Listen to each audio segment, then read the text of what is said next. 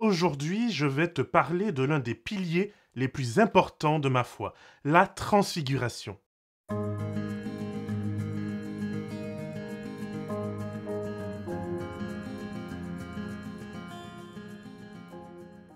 Bonjour, bonsoir, que la paix du Seigneur soit sur toi. Je suis vraiment heureux de te retrouver aujourd'hui. Tu ne le sais sûrement pas, mais aujourd'hui, c'est la première fois que j'enregistre depuis la naissance de ma fille qui est née le 5 octobre 2022. Et oui, les dernières capsules que tu as regardées ont été filmées avant sa naissance. Pour la petite histoire, le Seigneur a vraiment été bon avec moi. J'ai passé tout l'été à essayer en vain de prendre de l'avance par anticipation de cet heureux événement. Et puis, 4 jours avant la naissance de cette petite princesse, j'ai prié le Seigneur de me donner une grâce exceptionnelle.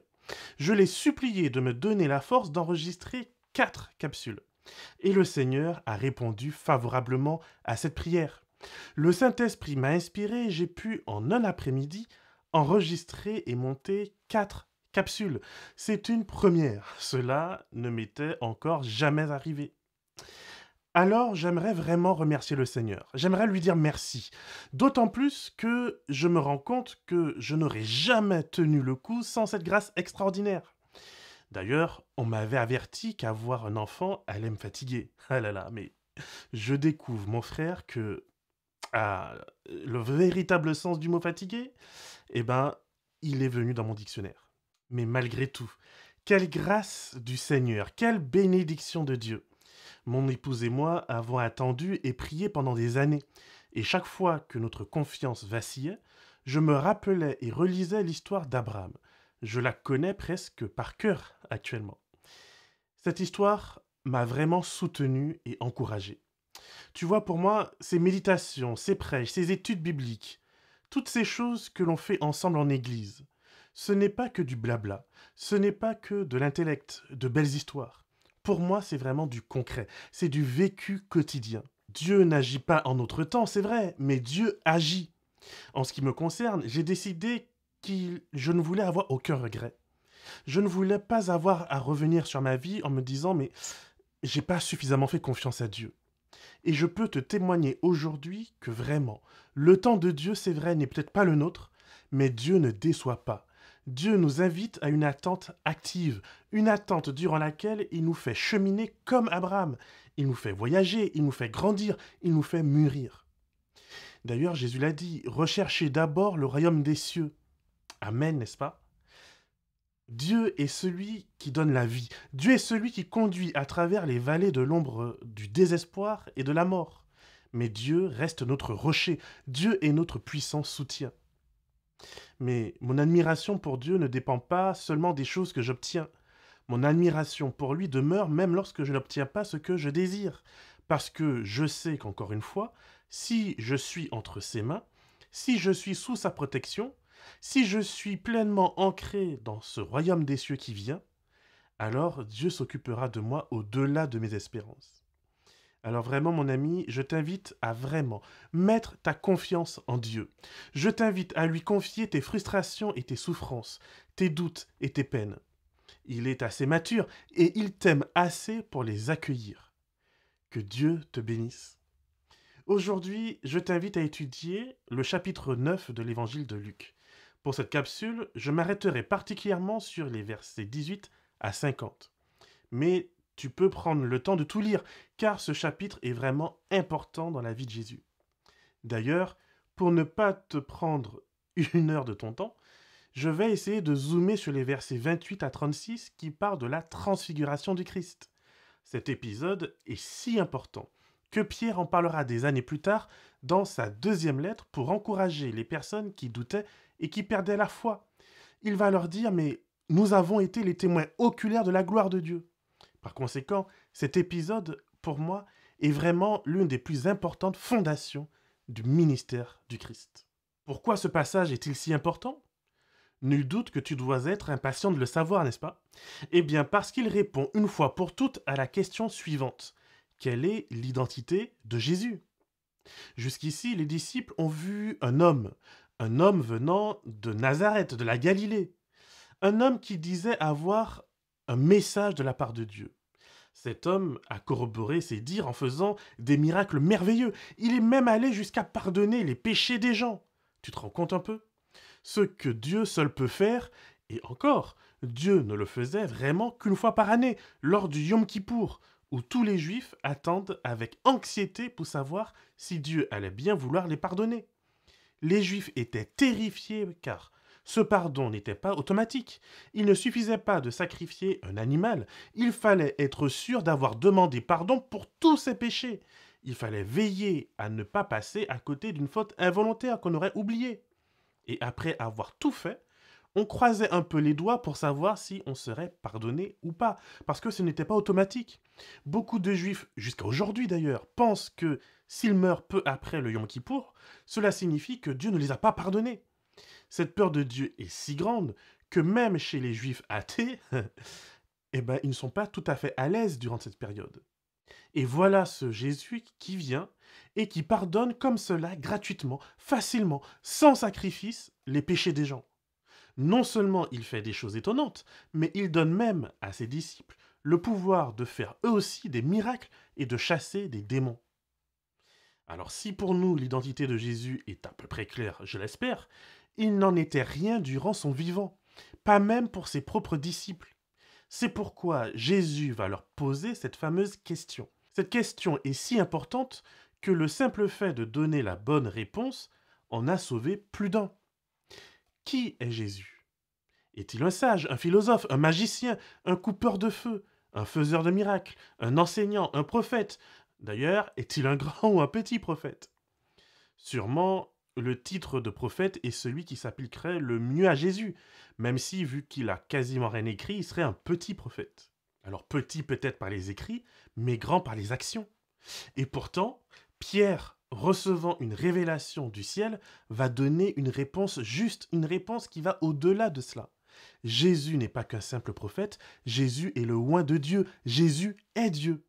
C'est parce que Jésus est Dieu qu'il va pouvoir pardonner les péchés. C'est parce que Jésus a l'autorité divine qu'il va pouvoir chasser même les démons les plus tenaces.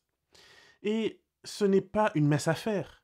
Si Jésus est Dieu, alors on ne peut pas prendre ses paroles et son témoignage à la légère. Ce ne sont pas juste des suggestions. Et c'est exactement ce qu'il va dire à ses disciples. Lisons ensemble. Si quelqu'un veut être mon disciple, qu'il renonce à lui-même, qu'il se charge chaque jour de sa croix et qu'il me suive. Car celui qui voudra sauver sa vie la perdra, mais celui qui la perdra à cause de moi la sauvera. Que sert-il à un homme de gagner le monde entier s'il se perd ou se détruit lui-même? En effet, celui qui aura honte de moi et de mes paroles, le Fils de l'homme aura honte de lui quand il reviendra dans sa gloire et dans celle du Père et des saints anges, dans Luc 9, les versets 23 à 26. Tu vois, il ne suffit pas de dire qu'on a Jésus dans son répertoire. Il ne suffit pas de dire que, bah oui, on le connaît ça et là, et ça peut arriver qu'on l'invite une fois l'an à Noël. Si Jésus est Dieu, si Jésus est le Messie, alors son existence pose d'emblée une question vitale. On est face à un choix. Vais-je le reconnaître dans ma vie? Vais-je accepter la lumière divine qu'il apporte? Ou au contraire, vais-je le réduire à un simple gars qui est bien à connaître et rejeter sa lumière? Avec Jésus, il n'y a pas de juste milieu. Il n'y a pas de point d'équilibre. Si Jésus est Dieu, alors son message doit être considéré avec toute l'importance qu'il porte. Quelle époque nous vivons, n'est-ce pas? Nous vivons à une époque où les hommes dépensent des milliards et consacrent des années à essayer de décoder des signaux électriques qui traversent l'univers, mais beaucoup d'entre eux méprisent le message clair et limpide qui nous a été laissé par le plus grand des êtres extraterrestres à avoir croisé notre chemin. Jésus cherche des disciples. Jésus cherche des porteurs de lumière. Jésus cherche ton cœur et il cherche mon cœur. Et Jésus nous invite à le suivre. Alors on pourrait se poser la question, comment suivre Jésus? Cela implique un renoncement. Je vais le répéter. Pour accepter la lumière du monde, pour accepter Jésus dans ma vie, je dois abandonner mes ténèbres. Je dois lâcher prise de ma chair. Je dois mettre de côté ma nature pécheresse. Alors, il faut qu'on s'arrête un petit peu. Qu'est-ce que c'est que cette nature pécheresse? Contrairement à plein de choses qui peuvent venir en tête, et que le diable s'efforce de nous mettre en tête justement pour nous empêcher de voir la lumière, la nature pécheresse est caractérisée par mon envie d'être Dieu à la place de Dieu, par une envie d'autonomie et de séparation de la véritable lumière. Vivre selon ma nature pécheresse, c'est refuser d'accepter l'autorité de Dieu, c'est décider de vivre en hors-la-loi, c'est refuser de reconnaître qu'il ne peut y avoir qu'un seul Dieu dans ma vie. C'est la raison pour laquelle les disciples de Jésus se battent sans arrêt pour savoir qui sera le plus grand. Ils veulent le pouvoir, ils veulent l'autorité, ils veulent voir les autres se prosterner devant eux, ils veulent que leur être, leur ego, soit mis en avant, soit couronné, soit monté au nu. Mais Jésus, il va faire quelque chose d'étonnant. Il va aller prendre un enfant, il va placer cet enfant au milieu d'eux, et il va leur dire, voilà ce à quoi vous devez aspirer à ressembler. À son époque, un enfant, c'est pas juste un petit être tout mignon, tout beau. Pas du tout. À l'époque de Jésus, un enfant, c'est une bouche inutile. C'est un être qui est trop faible pour travailler, trop immature pour suivre la loi. Enfin, un enfant, c'est simplement un investissement pour le futur. Mais dans le présent, un enfant, ça ne vaut pas grand-chose. Personne n'aurait aimé être comparé à un enfant. Pourtant, Jésus leur dira, si vous arrivez à développer la vision divine, alors vous arriverez à me voir dans chacun de ces petits êtres. Vous arriverez du coup à donner de l'importance aux plus faibles, à celles et à ceux qui ne valent rien pour notre société, mais qui valent tellement beaucoup pour Dieu. Un enfant, malheureusement, n'était pas mieux protégé qu'un fœtus aujourd'hui. Des parents pouvaient choisir de le vendre ou de le tuer. Par ces paroles, Jésus, lui, m'invite à changer de regard, à changer mon échelle de valeur et à fixer mes yeux sur lui et sur lui seul. Là où les hommes cherchent les honneurs, Jésus va chercher l'humilité. Là où les hommes cherchent à vivre le plus longtemps possible et à se construire un héritage éternel. Jésus, lui, il annonce à plusieurs reprises que l'objectif de sa vie sur la terre, c'est de la donner. Il est venu offrir sa vie à des êtres non méritants. Il se permet de pardonner des péchés car il porte en lui l'offrande expiatoire. Il est cette offrande et il ne refusera pas sa vie par amour pour nous. Et c'est justement là que la transfiguration prend tout son sens. Voilà pourquoi ce passage si court dans les évangiles est pourtant l'un des plus importants en dehors de la mort de Jésus sur la croix. Sans ce passage, la croix n'aurait pas de sens.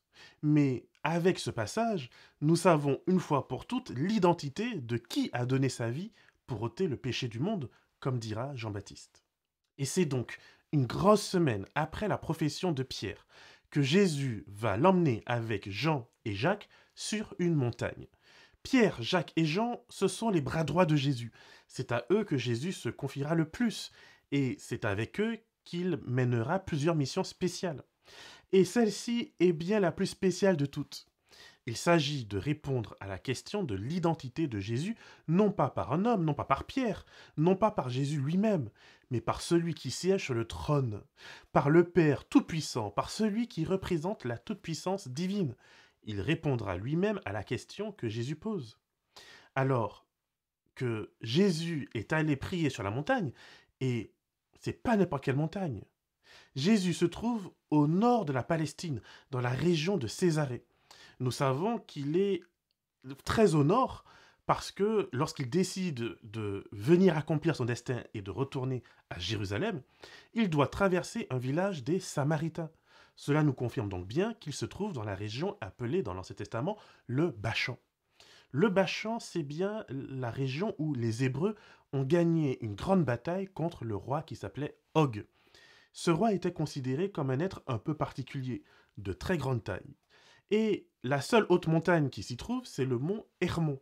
Durant la période biblique, les gens considéraient que cette montagne était le domaine de Baal.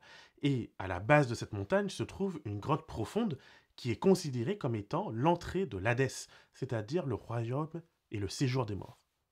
D'ailleurs, durant une bonne partie de l'histoire d'Israël, lorsque les Philistins persécutent le peuple, il y a une opposition entre la montagne sainte qui est à Jérusalem, d'une part, et qui est la montagne de Dieu, et la montagne de Baal, le mont Hermon de l'autre part.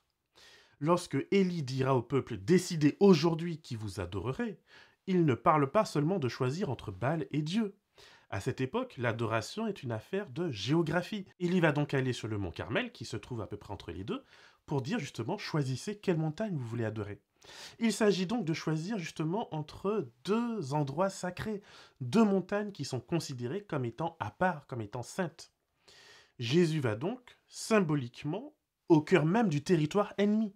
Jésus va révéler sa divinité là même où les Israélites ont été si souvent tentés d'adorer de faux dieux.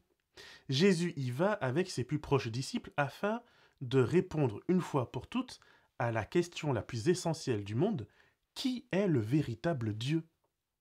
C'est probablement dans cette région même que le roi Acasia, handicapé après une chute, envoya des messagers consulter Baal-Zéboud, c'est-à-dire le dieu des mouches. Et c'est dans cette région qu'Élie fit tomber du feu du ciel sur les soldats qui ont été envoyés pour l'arrêter. Tu comprends maintenant que, un peu plus loin dans le passage, voici ce qui a probablement donné à Jacques et à Jean pas mal d'idées. Heureusement, Jésus va déclarer qu'il n'est pas venu pour ça. Jésus est allé au cœur du territoire spirituel ennemi pour y faire sa déclaration la plus importante, celle de son identité, mais également celle de sa mission. Luc nous dit, de manière similaire à Moïse au mont Sinaï, que le visage de Jésus va se transformer et que ses vêtements vont devenir d'une clarté surnaturelle. La transfiguration, c'est l'avant-goût que Jésus donne à ses disciples, qu'il est quelqu'un de glorieux. Contrairement à Moïse, qui a reflété la gloire qu'il a aperçue, le texte insiste ici sur le fait que Jésus, lui, il brille de sa propre gloire. La gloire, elle vient de lui. Il ne la reflète pas. La nuée n'est pas encore venue, qu'il brille déjà. Il n'y a donc rien à refléter. Mais c'est vraiment de l'intérieur, de sa propre gloire, que Jésus va resplendir. Si le monde, qu'il soit terrestre ou spirituel, pouvait encore avoir un doute, cette fois-ci, tout est dissipé. La nuée qui cache l'étendue de la gloire divine viendra seulement éclairer, sans l'ombre d'un doute, l'identité de Jésus. Mais sur cette montagne, Jésus n'est pas seul. À ses côtés apparaissent deux personnes dont on vient justement de parler. Moïse, premièrement, qui représente la loi. D'ailleurs, les Juifs disent encore aujourd'hui la loi de Moïse. Même s'il l'a reçue de Dieu, c'est bien Moïse qui a été l'intermédiaire avec le peuple. C'est Moïse qui a affiné certains aspects, selon le Deutéronome. C'est donc bien, en quelque sorte, la loi de Moïse. Et de l'autre côté de Jésus, il y a le prophète par excellence. De par le feu qu'il a fait tomber du ciel, de par sa montée lui-même au ciel sans connaître la mort, Élie est un peu une superstar en Israël. C'est donc bien la loi et les prophètes qui viennent soutenir Jésus et l'aider à faire face à son ultime destinée. La loi et les prophètes viennent encadrer le Christ et lui servir de fondation. Mais ultimement, Dieu le Père va nous le rappeler pour la deuxième fois, Jésus est le Fils bien-aimé, et c'est le Fils bien-aimé qu'il nous faut écouter. Alors oui, la loi et les prophètes servent de fondation au ministère de Jésus, mais c'est Jésus, je le répète, qu'il faut écouter. Je ne peux pas mettre la loi de Moïse, y compris celle gravée du doigt de Dieu, au-dessus de Dieu. L'un a été écrit par son doigt, certes, l'autre a été écrit par son sang. C'est le sang qui l'emporte sur le doigt, il me semble. De même, Élie, en tant que prophète, a fait tomber du feu du ciel, c'est vrai. Il est grand, il est admirable parmi les prophètes, mais c'est Jésus qui est le plus grand de tous. Et lorsque Jacques et Jean, galvanisés d'avoir été les témoins de miracles si grands, vont proposer à Jésus de faire tomber le feu du ciel comme Élie, Jésus dira non. Jésus dira je suis porteur d'un message un peu différent et d'une mission un peu différente. Alors la loi et les prophètes ne sont pas du tout abolis, mais ils trouvent leur véritable accomplissement, leur perfectionnement, leur véritable sens que grâce à l'éclairage que nous apporte Jésus. C'est Jésus qui dira de la loi de Moïse que certaines choses ont été permises à cause de la dureté des cœurs. Et c'est Jésus qui invitera à dépasser la loi du talion. Mais ce passage vient également affirmer l'historicité de deux personnages centraux dans l'histoire d'Israël et donc dans notre histoire. Moïse et Élie ne sont pas des fables, mais ils ont bien existé, ils ont bien servi notre Dieu, ils ont bien été des témoins de sa gloire. Tout pécheur qu'ils ont et qu'ils ont resté, ils ont servi le plus grand des dieux, le plus aimant des pères. Et ici présentement, ils viennent passer le relais à Jésus. Après l'ère de la loi, après l'ère des prophètes, voici venu l'ère du Fils. Tu comprends maintenant pourquoi Jésus insiste sur le fait que nous ne sommes plus des serviteurs, mais des enfants de Dieu.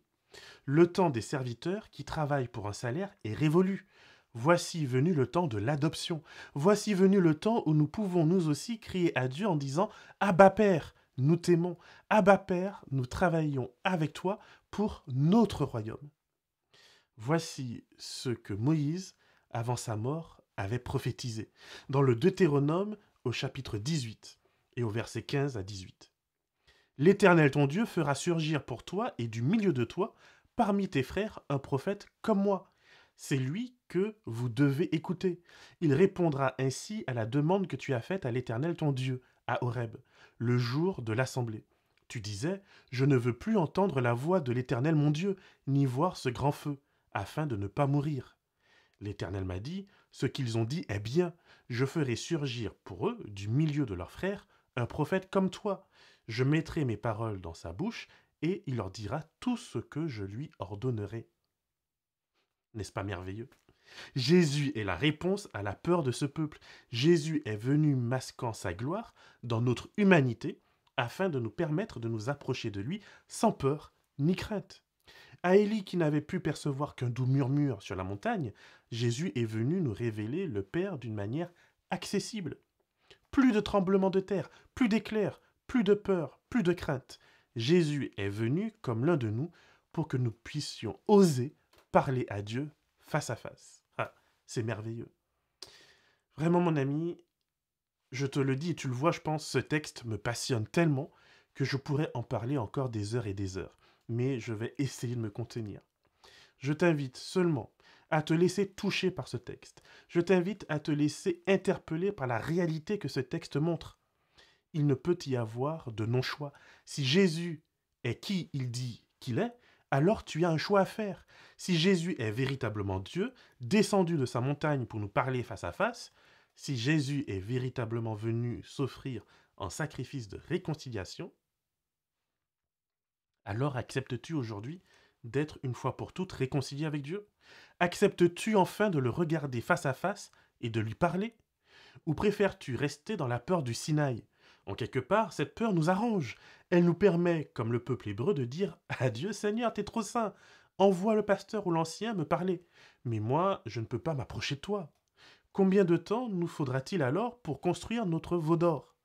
Combien de temps nous faudra-t-il pour trouver quelque chose à adorer qui nous ressemble, qui est familier, qui nous rassure et qui nous flatte dans notre identité de pécheur? Je suis tellement triste de voir aujourd'hui tant de personnes prêcher l'ego plutôt que de prêcher le Christ.